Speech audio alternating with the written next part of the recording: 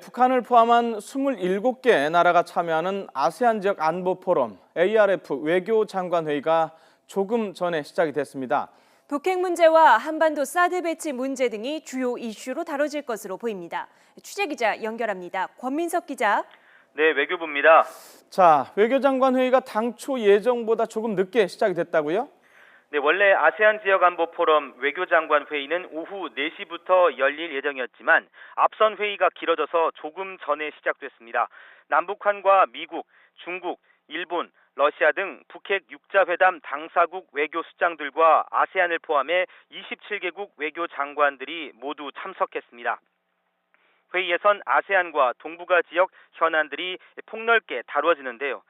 북한의 핵미사일 위협과 남중국해 문제는 반드시 거론되고 한반도 사드 배치에 반발하는 중국, 러시아 등이 사드 문제를 의제화할 것으로 보입니다. 우리 측은 의장 성명에 분명한 대북 메시지를 담기 위해 외교력을 집중하고 있습니다. 국제사회가 북한의 비핵화를 강력히 지지한다는 결속을 입증해서 북한의 외교적 고립을 노리는 겁니다.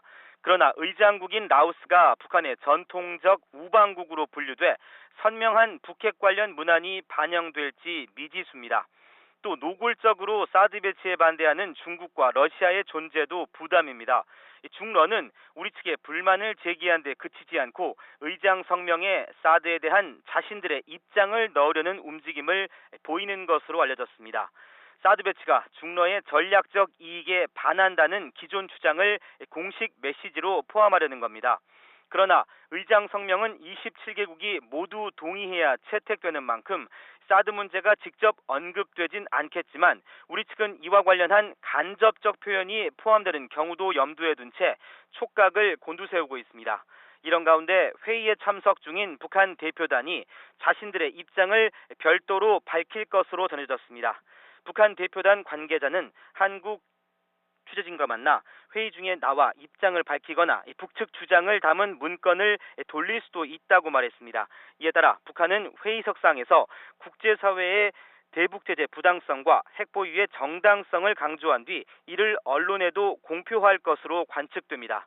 지금까지 외교부에서 YTN 권민석입니다.